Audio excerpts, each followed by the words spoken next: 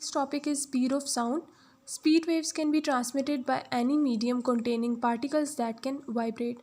अब जब sound waves transmit होती हैं किसी भी मीडियम से, तो उस मीडियम में पार्टिकल्स होते हैं जो उसको वाइब्रेट कराते हैं.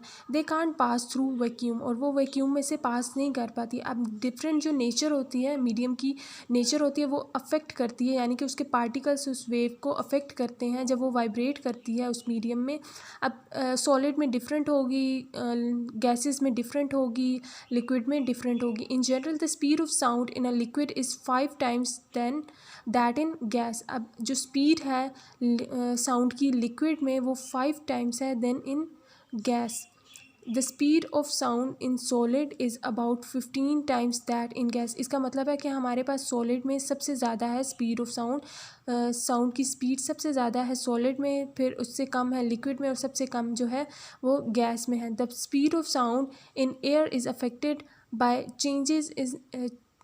Changes in some physical conditions such as temperature, pressure and humidity. अब ये फैक्टर्स हैं कुछ जो कि अफेक्ट करते हैं आपके पास स्पीड ऑफ साउंड पे.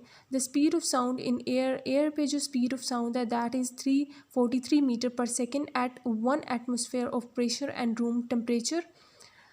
एटमोस्फेरिक प्रेशर दैट इज़ 1 है, और टेम्परेचर जो है वो 21 डिग्री सेंटीग्रेड है.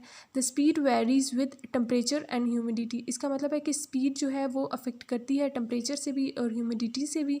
The speed of sound in solid and liquid is faster then in air. ये मैं बात आपको पहले भी बता चुकी हूँ कि स्पीड ऑफ साउंड जो होती है वो सॉलिड में वो ज़्यादा फास्टर होती है देन इन गैसेज और एयर.